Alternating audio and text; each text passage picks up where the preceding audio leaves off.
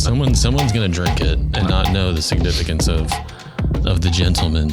Not me, dude. I'm not drinking. I'm not having any more gentlemen. I had a little bit that night. That bottle was empty. That bottle was emptied. I didn't have any that night. Yeah, I had some. I saw him go in, and I was like, why not? We were having a good time, and then all hell broke loose. We'll be all right. At least you didn't experience the second day of it. At least you didn't. That was fun. Yeah. Well, I mean, I have my own. But what stories. You can experience. Maybe that's a story for a different pod. We'll see. We'll gotta give it some time, I think. Well, I think you changed the names like we did for the Garage Tale, and you're fine. Because no one's going to come forward and say, oh, that was me. All they're going to say is like, damn. Those dickheads. Hello, drivers. Hello, drivers. We're back.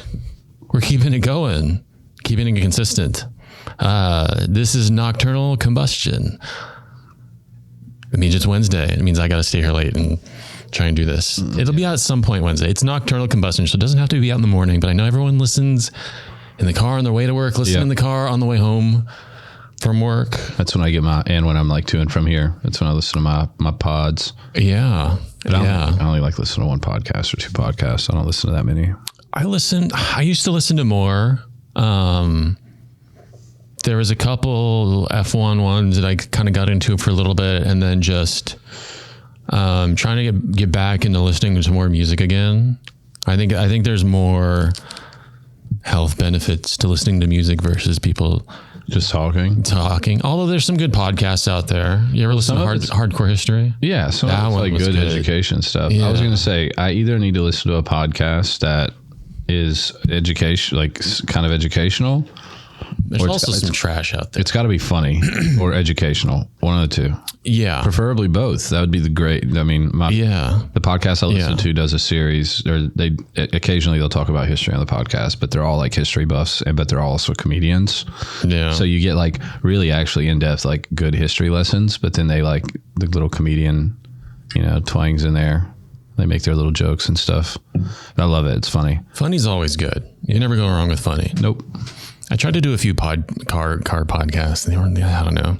Yeah, it is hard for me to. I think generally I would rather listen to music than a podcast, but I also have like listened to some really good podcasts. I mean, I'm not so much of like I don't really listen to Rogan much, but some of the guests that he has, I like to listen. He's had some good guests, and he was great at first before he got a little bit too deep into the whole odd fucking far reaches of the conspiracy shit and having like some questionable people on there. Yeah. But I get it. Everyone's got a platform. That's why we have this platform, Yeah.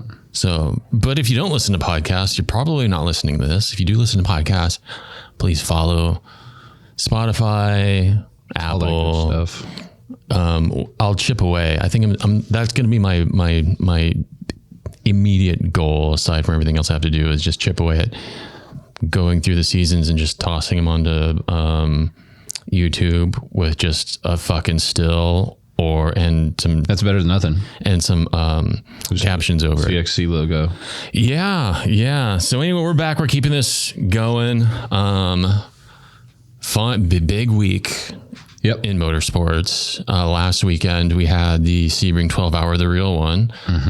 Real exciting. Went down to the last fucking lap. Yeah, and Nasser took it again. Dude, those Porsches are nasty. Yeah. Well, are the Porsches in iRacing just as good as the Porsches in real life? I don't think so. Yeah. I think it's like that doesn't make sense. Cadillac and the Rory. It should be. 499P. It should be. So that was last week. And then this week we had our Sebring race. We'll get into that here in a little bit.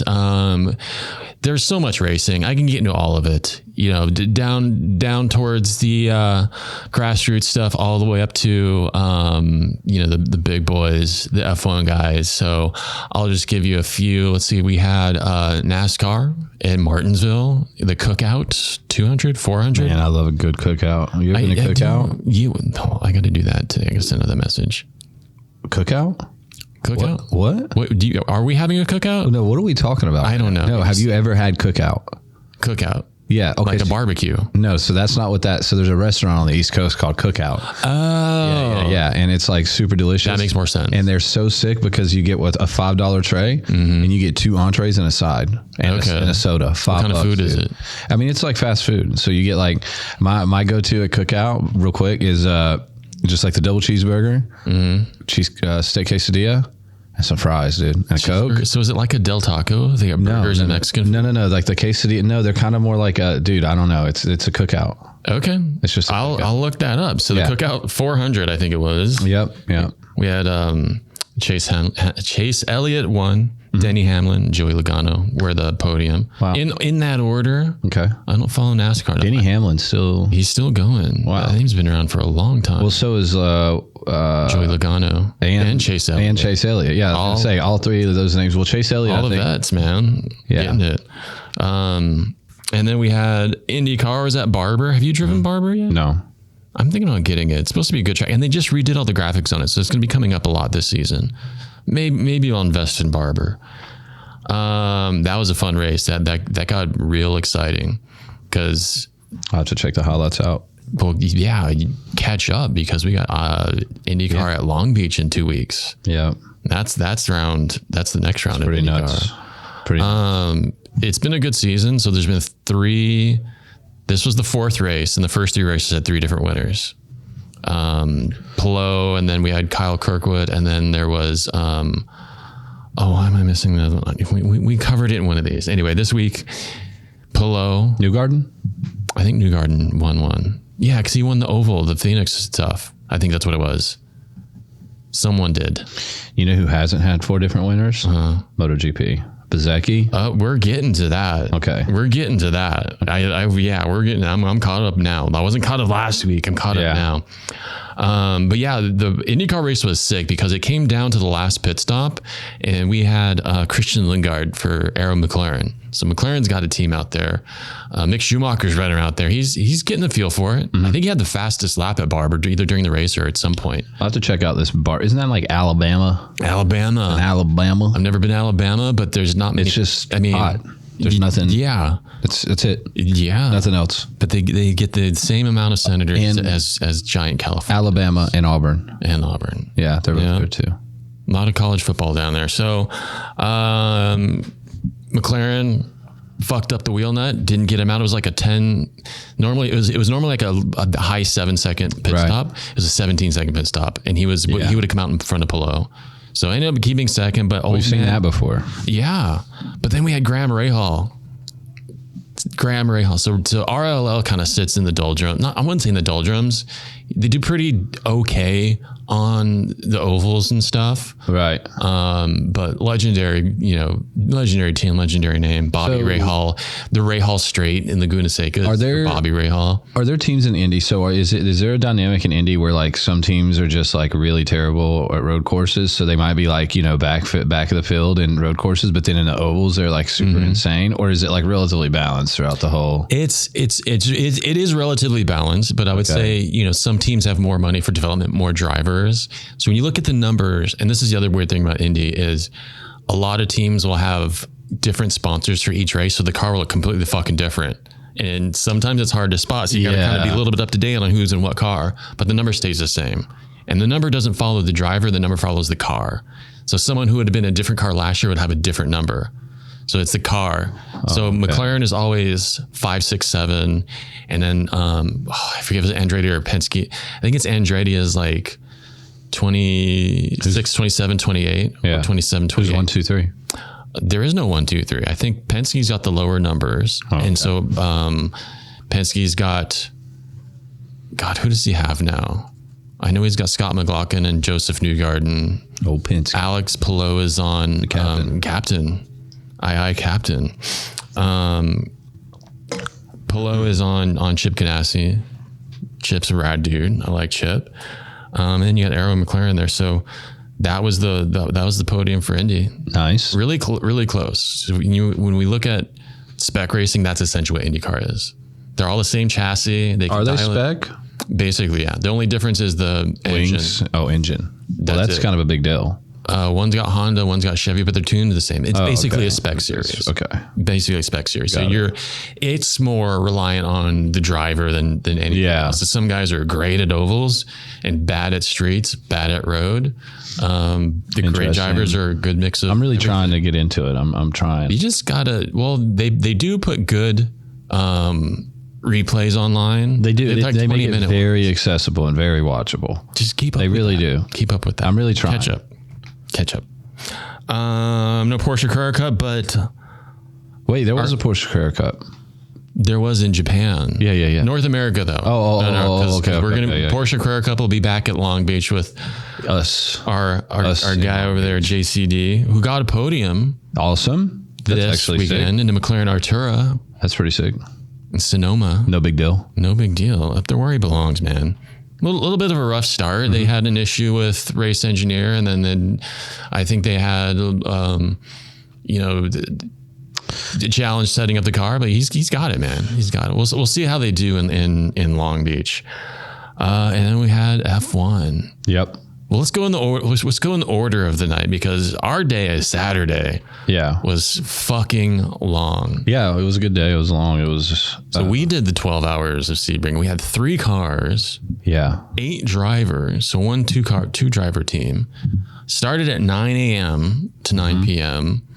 Went right along, and then we're in there. That bumpy motherfucker. Yeah, it was a long race. We tried to get all cars in the same split, but we got gold and copper. So the 2-car team of Mark and Nathan, and then my team gold, of myself, Lewis Holloway, and Sergio. Yeah. Ostedes. Yep. Perez. Yeah. Also the driver of our GR86 car. It was his GR86 car. Me, Mr. Rob Nishnik, and old Alejo Fernando. I told him I was going to start calling him Fernando Alejo. Fernando Alejes. Fernando Alejes. Yeah, there you go. That's Fernando Alejes. We had a great race on our side. Yeah, you guys had Alejo, who's a fast, really quick driver. Yeah, it would have been great if we had all 3, but you guys were in there, so I couldn't even really keep track of you other than when I jump in and out. Yeah, but you qualified pole second? No, I think we qualified 3rd. Oh, 3rd, but really? Then, I literally, dude, I looked down at my phone for like 30, 45 seconds at the start of the race. Yeah. And then I looked back up and we were in 1st. And yeah, we led the race for probably a good 20, 25 minutes. And then I think Alejo, they were just a little bit quicker. Well, I imagine there was some good team. Well, I don't know. You guys were in a lower split than we were. We were in one split lower, yeah. Yeah. But the soft was still like 1881 or something. It's decently competitive. Yeah, it was pretty good. Or no, maybe our split was still like in the 1900s. I don't know. I can't remember. But either way, yeah. And then, I came out and I was chasing first place, which was a super sick feeling because I've not been doing this that long. Yeah. And then it was just like, here I am in the 12 hours of Sebring, and like, I was kind of hawking this guy down for a little bit, and then we kind of got in traffic, and then I kind of, it's a big deal in an endurance race when you're at the front of the pack and you don't want to make any mistakes. You're trying to be patient. Yeah. And so, we start lapping. We're like lapping cars by the time I get in. I mean, Alejo starts lapping. We're lapping cars. It's fucking quick. Because we were first. Yeah. So we started lapping cars probably 25 minutes into the race. How far up the field did you guys get lapping? I have no idea. Not too far though, right? I have no idea. And then we swapped, and then I was chasing first down for quite a while until we hit even more traffic, and then he was able to take off. But we had a really good time. I had a really great race. I had 7 incidents the whole race, and then all my stints were good. Super slow during the day. The track was really hot. I'm sure you experienced that as well. Yeah, it got real. I was like a second and a half off of. Yeah, I think we're all struggling. It was a challenge. It was a challenge for us. So, Mark and Nathan did great. Yeah, because they qualified ahead of us. Like, so we qualified 32nd. Yeah. Sergio hopped in because he wanted to run the first stint, and the way it works. And maybe we're wrong, but from my understanding, the way it works is whoever qualifies has to run the first stint. Right. Which kind of makes sense, I guess. We didn't test that theory. Maybe we should test that theory on one of our Nocturnal races and see if we can. Maybe we'll do a team race for one of them. I mean, yeah. But yeah, so he was getting a faster lap on his second lap, and then kind of just barely got into the wall. Yeah. So we started 32nd, worked our way up. I think we were up into like the high teens. Yeah. And then we unfortunately missed our pit stall, and that turned into a tow. So it was the only mistake that we had. And then after that, Sergio had some network issues. So then Lou jumped in, and then Lou also got some network issues. And this isn't from the shop. This is them running from home. Sure. So it wasn't like, oh, we had an internet problem. Sure. That was the racing gods saying, no, not today. Yeah. Because I think other than that, we would have done really well. That's the tough part about sim racing. Well, yeah, because I mean, how often do two drivers get dropped? Yeah, back to back like that. That's nuts. And then I just wasn't quite ready because I was expecting Lou to just get started. Yeah. The nice thing about Sergio's drop, he had about 3 laps. Was it left. Towards the end of his stint? Yeah, he had 3 laps left, so it didn't swap impact drivers. It added the tow, so it was like 2 minutes of tow time. So that was the shitty part. And then Lou, it was early in his stint, and then I had to go run, get my shoes on. You know, I was going to be in the seat for 2 hours. So I had hit the restroom because it was right. So where did you guys end up?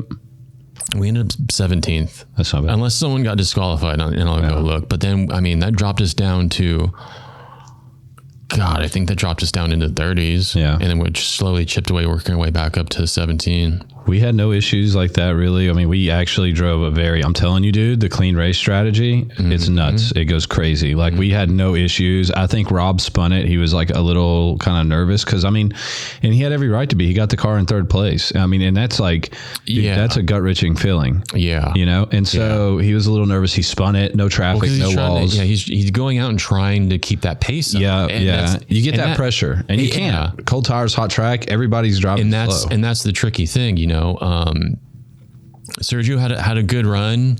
He did get mostly off track, so he just pushed the car too much. And there was a couple times where I think at the beginning, the first couple laps, it gets messy, and he got run into I think 2 or 3 times. Yeah. So that added 12. But you know, it was 50 to a penalty, to a drive-through penalty, and you know, we racked up some quite early, so I had to run my stint as clean as possible, and I got through 2 stints with just 1X. That's good, yeah. And then that was our goal again later, because we got to 45. Right. As soon as I come out, you know, I'm exiting the pits, and you as a driver on track, you get a warning that someone is coming out of the pits. Right. And yes, it's on them to stay out of the way, but there's only so many ways that they can get out on a track. Especially Sebring, it's just such a wild pit exit. Like, so then it's got to be on the hot tire drivers to not cause an incident. Right. So fucker got run into me, gave me forks. It took me to 49. Yeah. And then same time down to the other, the guy's coming up behind me. You know, I try to let him to take the inside to go, and he just went real slow. But I mean, I'm not going to stop there. There's a prototype behind me. Yeah. So I try to hold just everybody's got to keep moving pace, and then he fucking understeered into me, so that put me over the limit. But it didn't change our position. And at that point, I was like, fuck this, I'm racing. So I got to push a little bit more. Yeah. But I will say, gained a lot just from driving clean. But you guys weren't totally incident free. No, we weren't. Had some fun. Oh, yeah. Well, in the chair. Yeah, my chair snapped in the middle. That was pretty crazy. But I was like practically holding myself up for the last 2 hours. But I didn't want to pull. The tricky part was... Well, I was up here cleaning for dude, I was yelling F1 for you. and I heard it. I was like, Jesse. I'm like that something happened. Usually I tell people to yell for me. Yeah. And usually they don't, because things are pretty solid. Yeah. But that was a wild one. Yeah, you were like fixing it while I was driving. So more or less I was stuck. I had this brake that I've got to hit, right? And then the wheel that's fighting me back, and I didn't want to pull too much on the wheel or push, right? Because that's a good practice. I didn't want to mess the direct drive up or anything. So I wasn't trying to hold myself up with the wheel. Yeah. So it was just this balance for the next 2 hours. But it really wasn't that bad. Core. It really wasn't that bad. I mean, I was able to, there was tons of lower back support that I knew wasn't going to give, because that's like the base of the back. Well, it wouldn't have totally broke when I took it apart, and it was a corner of it had come unwelded. Crazy. But I mean, that's, a lot of times these sim seats aren't necessarily designed for automotive use. Yeah. And so they're not as strong. Yeah, sure. So 100%, you're getting something for like $200-$300. Well, I think I'm going to, it's a compromise, right? Because I want the backrest to be able to move, because this, the ones we have downstairs are for people to come in and use casually. And, do they want to sit in a bucket and be rigid? Well, I mean, I'm sure they'd be fine with it. Right. Maybe that's the way to go. They're going to be, it's going to be different. Well, we're going to upgrade soon. And I was kind of thinking about that. Like maybe we keep a couple that are just super casual. Yeah, sure. We'll keep these ones. We'll add 2 more that are like, we're gonna have the B stuff here for racing. Like this is for people who want to go out and fucking race. Yeah. And then if you want to come in, you want to cruise around, do stuff. We have that too. So maybe we'll do buckets on those. We'll do adjustments on the other ones. Outside of the seat, man, we didn't really have, I think neither did we. We kind of realized, I think 32 incidents, we was where, or let's see, 35, I think is where we got naturally. Yeah. And then that's where Alejo got the car in the race. Mm-hmm. And so then we just started burning them, and I think we went all the way up to the last one and then stopped just so we made sure we didn't go over. We just started burning them for, an extra 10th here and there. Mm-hmm. He had like 15 left with like the last 20 minutes left.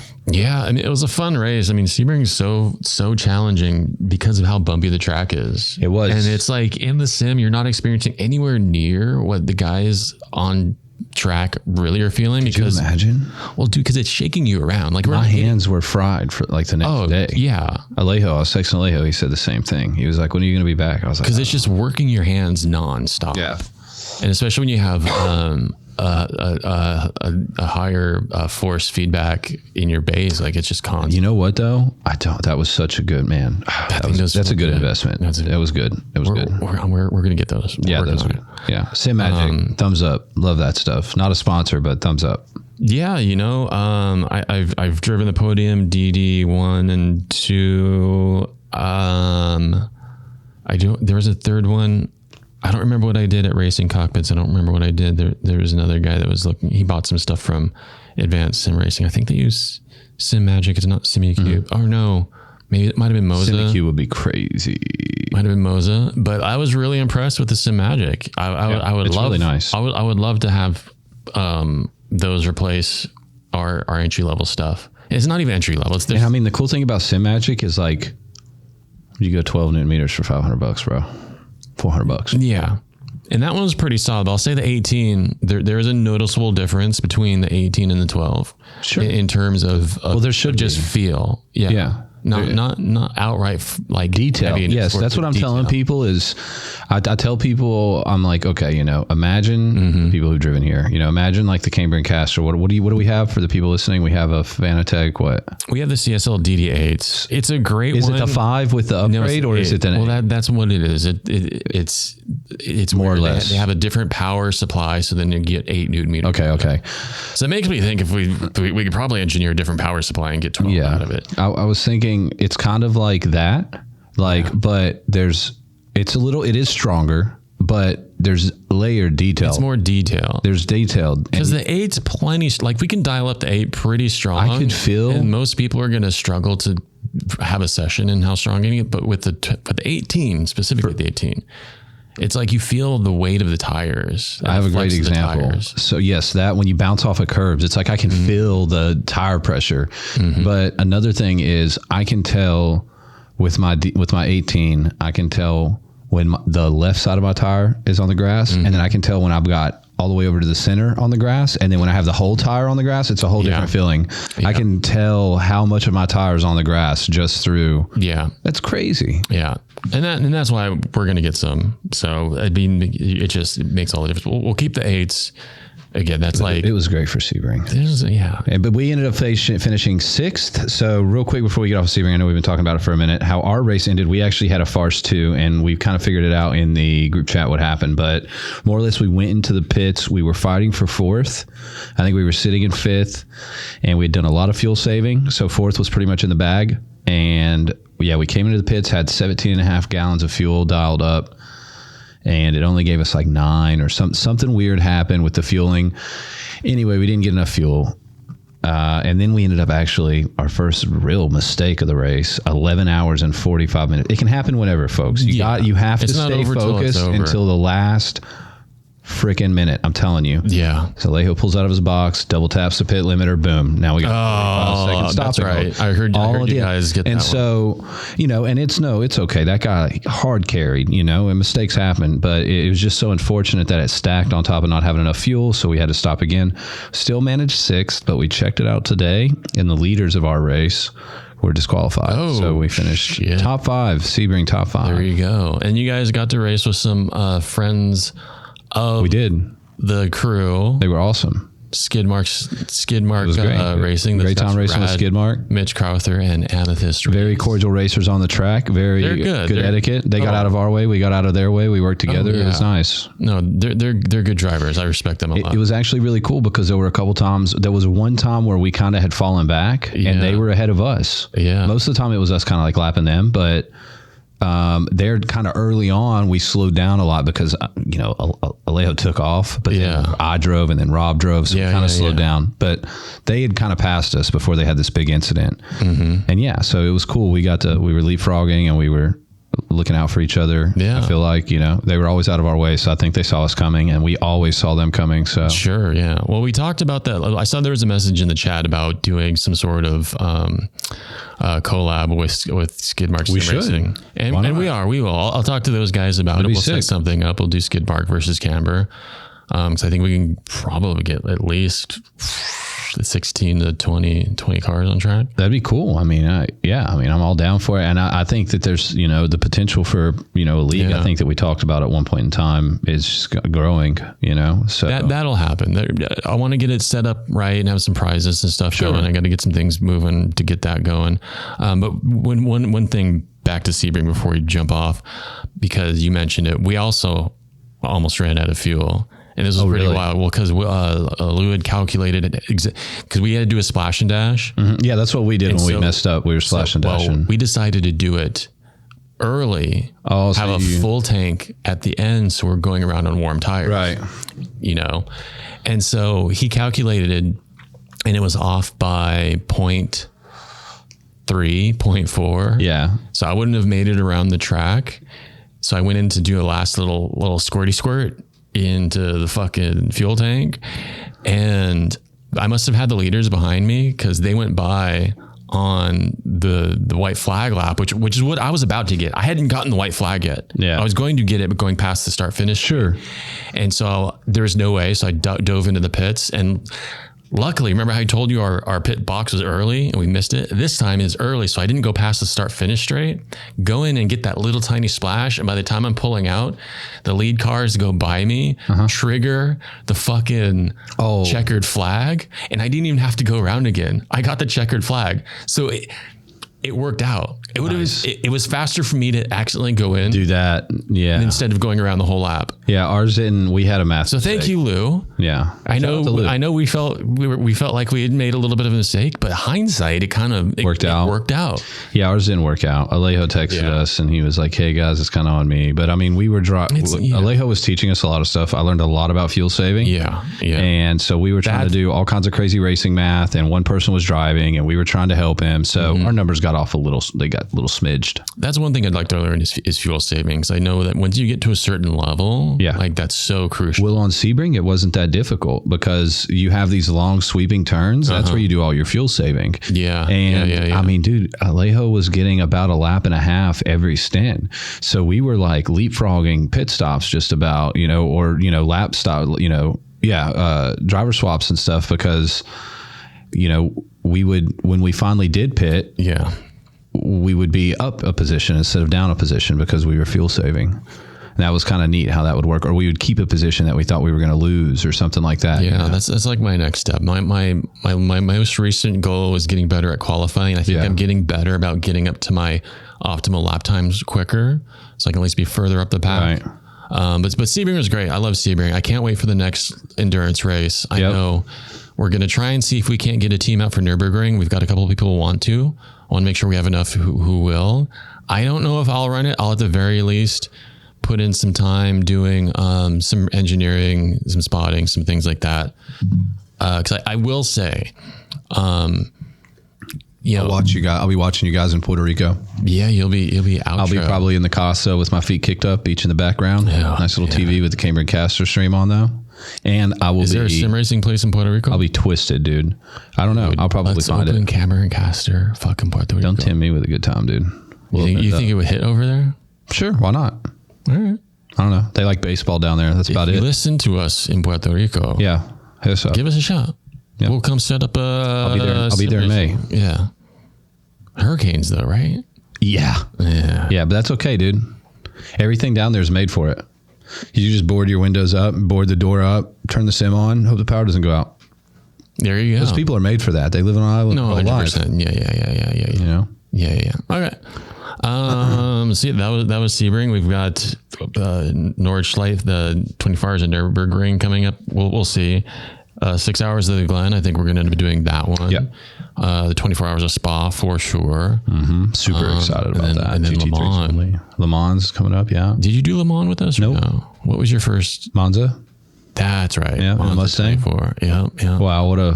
What an experience. It seems like forever. That was fucking wild. We tried so I feel like hard. I got for my first race, it was a toss in the fire and we never climbed out. Yeah. It's okay. We made it out. We did. It's all right. We had a P5, a P7, and a P17 out of what was it, 40, 35, Well, 40? We've been doing good. We've been 35, 40 GT cars. We've been steadily improving. Yeah, we're good. Monza was kind of rough. Daytona got a little bit better. Still rough, but got a little bit better. Bathurst was, I think what we have to do less rough is either get everybody up to the same I rating. Right.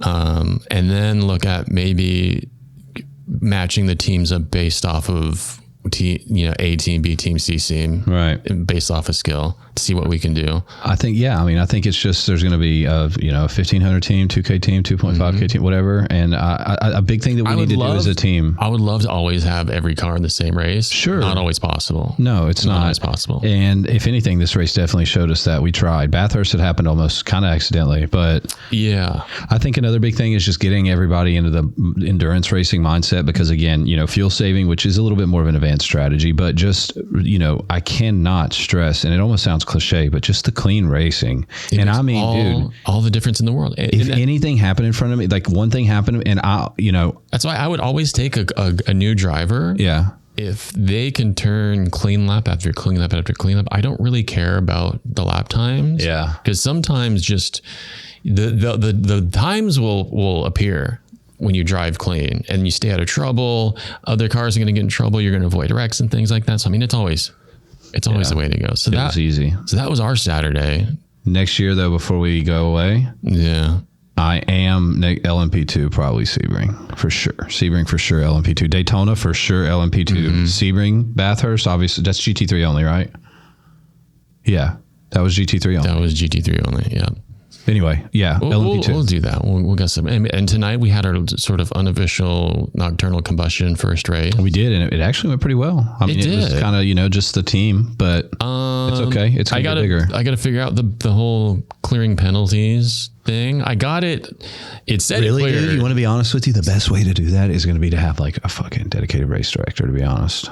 Well, we'll recruit somebody. We'll recruit somebody for that. Yeah. But that was fun. We did Porsche Carrera Cup car 992.2 at Watkins Glen. Horrible choice. No front end. The Cup car does not like Watkins Glen, and I see why they don't race it at Watkins Glen. That was. I think what we should have done was looked at the Carrera Cup schedule and just did one of those races. Yeah, that the car would have probably been fine. You know what we need to do? Because it was fine at Sebring. Remember, we drove it at Sebring. What we need to do next weekend, whether it's like a big Nocturnal Combustion thing or not, we should do one of those, but Long Beach. Oh no, we have to do Long Beach with IMSA.